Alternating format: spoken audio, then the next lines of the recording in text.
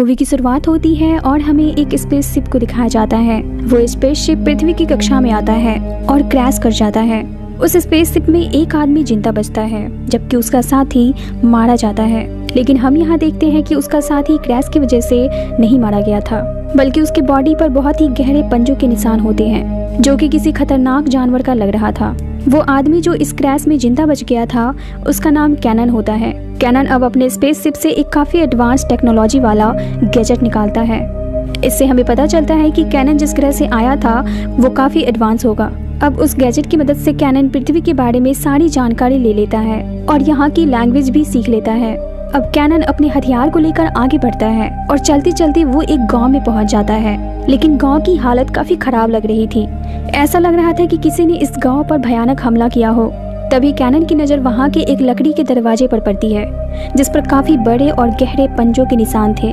उन पंजों के निशान को देखकर कैनन समझ जाता है कि ऐसे पंजों के निशान इस ग्रह के जीव के नहीं हो सकते हैं, बल्कि ये तो उसके ग्रह के जीव के पंजों के निशान हैं। कैनन ये सब देख ही रहा था कि तभी पीछे से कोई उस पर हमला कर देता है। उस पर हमला करने वाला आदमी पास के ही एक गांव का था और उसका नाम वुल्फ्रिक था। वुल्फ्रिक कैनन को अपने साथ अपने कबीले लेकर जाता है, जहां हमें उनके कबीले को देखकर पता चलता है कि ये समय आयरन एज का है और इस समय लोग कबीले में ग्रुप बनाकर रहा करते थे। वुल्फ्रिक अब कबीले के सरदार के पास जाता है जिसका नाम रॉथगर होता है। वुल्फ्रिक सरदार से कहता है कि गनर के कबीले को किसी ने पूरी तरह से बर्बाद कर दिया है और अब वो अपने कबीले के बर्बाद होने का इल्जाम हमारे ऊपर लगाएगा। दरअसल गनर दूसरे कबीले का सरदार था जिसके साथ इनकी दुश्मनी चल रही थी। वुल्फ्रिक सरदार से कहता है कि वहाँ मुझे एक आदमी मिला जिससे हमें पूछताछ करनी चाहिए, हो सकता है कि इसके पीछे उसी का हाथ हो। अब जब कैनन को सरदार के सामने पेश किया जाता है तो कैनन किसी को नहीं बताता कि वो दूसरे ग्रह से आया है। वो कहता है कि वो नॉर्थ की तरफ से इस ओर आया है और सरदार को बताता है कि उस गांव पर मॉर्बिन ने हमला किया है। मॉर्बिन काफी खतरनाक जानवर है। वो अपने शरीर से निकलने वाले लाइट के द्वारा लोगों पर हमला करता है और उसे निगल जाता है। चाहे इंसान हो या जानवर, वो किसी पर रहम नहीं करता। उसके अंदर से मौत की बू आती है। लेकिन यहाँ कैनन की बातों पर कोई भी विश्वास नहीं करता और तभी उस कबीले पर कोई हमला कर देता है। वो और कोई नहीं बल्कि मॉर्बिन होता है। वो उस कबीले के कई आदमियों को मार डालता है और कुछ आदमियों को अपने साथ उठाकर ले जाता है। अब अगली सुबह उस कबीले का सरदार रॉथगर अपने आदमियों के साथ मॉर्बिन को पकड़ने के लिए जंगल जाता है और साथ में कैनन को भी ले जाता है। जंगल में काफी अंदर जाने के बाद रॉथगर को एक गुफा के बाहर खून के धब्बे दिखाई देते हैं और वो समझ जाता है कि मॉर्बिन इसी में छुपा हुआ है। अब ये लोग जैसे ही उस गुफा के अंदर जाते हैं, एक विशालकाय जीव इन पर हमला कर देता है और ये विशालकाय जीव मॉर्बिन नहीं बल्कि एक भालू था। जैसे ही वो भालू रॉथगर पर हमला करने वाला होता है, कैनन उसे अपने तलवार से मार डालता है। अब चूंकि कैनन ने कबीले के सरदार की जान बचाई थी, इसलिए कैनन की इज्जत कबीले वालों के सामने बढ़ जाती है और उस भालू को मारने की खुशी में सभी कबीले वाले उस दिन जश्न मनाते हैं। कबीले वाले ये सोचकर खुश थे कि उन्होंने उस खतरनाक जीव को मार डाला जो लगातार कबीलों पर हमला करके लोगों को मार रहा था। वहीं दूसरी तरफ कैनन को पता होता है कि मॉर्बिन अभी भी जिंदा है। उसे मारना कोई आसान काम नहीं है। अब अगली रात फिर से उस कबीले पर हमला होता है और ये हमला मॉर्बिन ने नहीं बल्कि गनर ने किया था जो दूसरे कबीले का सरदार था। यहाँ दोनों कबीले वालों के बीच काफी भयानक लड़ाई शुरू हो जाती है जिसमें दोनों कबीलों के काफी सारे लोग मारे जाते हैं। आखिर में गनर इस लड़ाई में हार जाता है और अपने बचे हुए साथियों के साथ वहां से जंगल की ओर चला जाता है। लेकिन जैसे ही ये लोग कुछ दूर आगे बढ़ते हैं, मॉर्बिन इन सभी पर हमला कर देता है और गनर के काफी सारे लोगों को मार डालता है। अब गनर और उसके बचे हुए साथी खतरनाक मॉर्बिन को देखकर काफी डर जाते हैं और जान बचाने के लिए रॉथगर के कबीले की ओर भागते हैं। रॉथगर और उनके कबीले वालों को लगता है कि गनर फिर से उन पर हमला करने के लिए आ रहा है, इसलिए वो गनर पर हमला करने लगते हैं। लेकिन गनर उन्हें चिल्लाकर कहता है कि रुक जाओ, हमें मदद चाहिए। और फिर जैसे ही इन लोगों की नजर मॉर्बिन पर पड़ती है, इन लोगों के होश उड़ जाते हैं और अब इन्हें लगता है कि ये कोई भालू नहीं बल्कि उससे भी खतरनाक कोई जीव है। अब सरदार इस समस्या के समाधान के लिए कैनन से मदद मांगता है। कैनन कहता है कि मॉर्बिन को पकड़ना आसान काम नहीं है, हमें उसे पकड़ने के लिए एक जाल बिछाना होगा।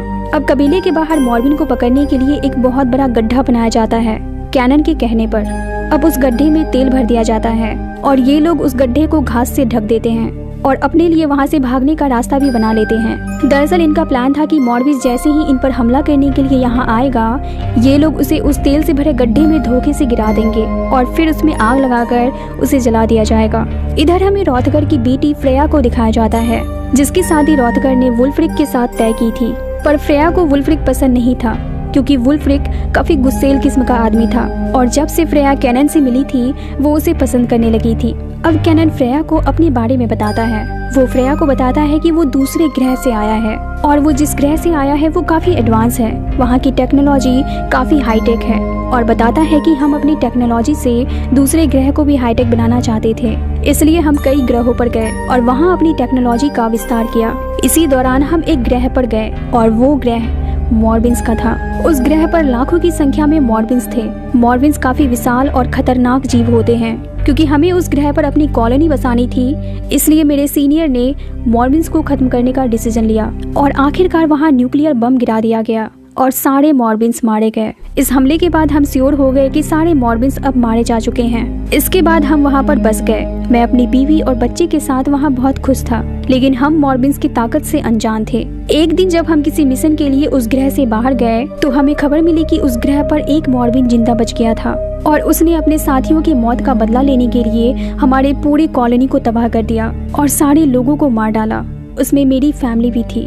अब जब मैं उस ग्रह पर वापस गया तो मैंने अपनी आंखों के सामने वहां तबाही देखी और अंत में अपनी फैमिली को गुड बाय कहकर मैं अपने स्पेसशिप में बैठकर दूसरे ग्रह जाने लगा। लेकिन हमें पता नहीं था कि उस स्पेसशिप पर पहले से ही उस मॉर्बिन ने कब्जा कर लिया है और बीच सफर में ही उसने हम पर हमला कर दिया, जिसके कारण हमारा स्पेसशिप क्रैश हो गया और अर्थ पर आ गिरा। उधर हमें कबीले के बाहर मॉर्बिन को दिखाया जाता है जो कैनन से बदला लेने के लिए वहाँ आ चुका था और इधर कैनन भी तैयार था उससे अपनी फैमिली के मौत का बदला लेने के लिए। अब मॉर्बिन जैसे ही इन लोगों पर हमला करता है वो इनके द्वारा बिछाए गए जाल में फंस जाता है, मतलब कि वो उस तेल से भरे गड्ढे में गिर जाता है और इसी मौके का फायदा उठाकर कबीले वाले आग वाले तीर को उस तेल के गड्ढे में छोड़ने लगते हैं और इसके बाद वहाँ पर एक बहुत बड़ा ब्लास्ट होता है। इतने बड़े धमाके को देखकर सभी समझ जाते हैं कि मॉर्बिन अब मारा गया और सभी खुशी के मारे उछलने लगते हैं। लेकिन तभी उनके पीछे मॉर्बिन का एक बच्चा आ जाता है। इसका मतलब ये था कि मॉर्बिन ने अर्थ पर अपनी कॉलोनी को बसाना शुरू कर दिया था।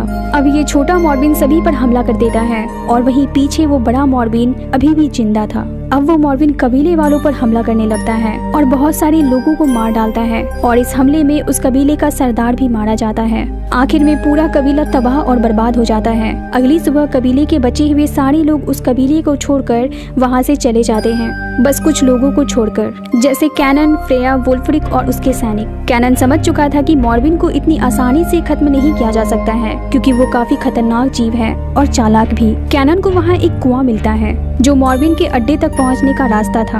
अब कैनन सभी से कहता है कि यहाँ के मेटल से बनाए गए हथियार के द्वारा मॉर्बिन को मारना संभव नहीं है, इसलिए अब वो अपने शिप के मलबे के पास जाता है और वहाँ से लोहे का एक बड़ा सा टुकड़ा लेकर आता है और उससे मॉर्बिन को मारने के लिए एक बहुत ही मजबूत हथियार बनवाता है। अब ये लोग जैसे ही उस कुएं के नीचे उतरते हैं ये देखते हैं कि वहाँ पर लाशों की बहुत बड़ी ढेर लगी हुई है। दरअसल मॉर्बिन उन लाशों को खाकर अपना पेट भरता था। ये लोग ये सब देख ही रहे थे कि तभी छोटा मॉर्बिन फ्रेया पर हमला कर देता है, लेकिन फ्रेया उस छोटे मॉर्बिन को मारने में कामयाब हो जाती है। अब सिर्फ वो बड़ा मॉर्बिन बचा था। वो मॉर्बिन जैसे ही अपने बच्चे को मरा हुआ देखता है वो गुस्से से आग बबूला हो जाता है। इधर कैनन अपने साथियों के साथ उस कुएं से बाहर निकल जाता है। बाहर निकलते ही मॉर्बिन सबसे पहले वुल्फ्रिक पर हमला करके उसे मार डालता है और अब कैनन मॉर्बिन का मुकाबला करता है और काफी देर फाइट करने के बाद मॉर्बिन पहाड़ी से नीचे गिर जाता है, लेकिन वो कैनन का हाथ पकड़ लेता है और कैनन इस मौके का फायदा उठाकर मॉर्बिन का हाथ काट देता है। इसके बाद मॉर्बिन गहरे खाई में गिर जाता है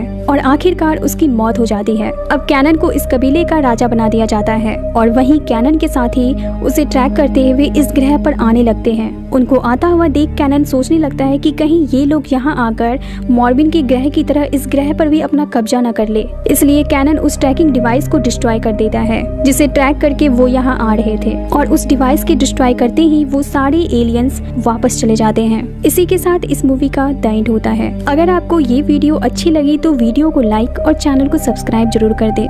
थैंक यू।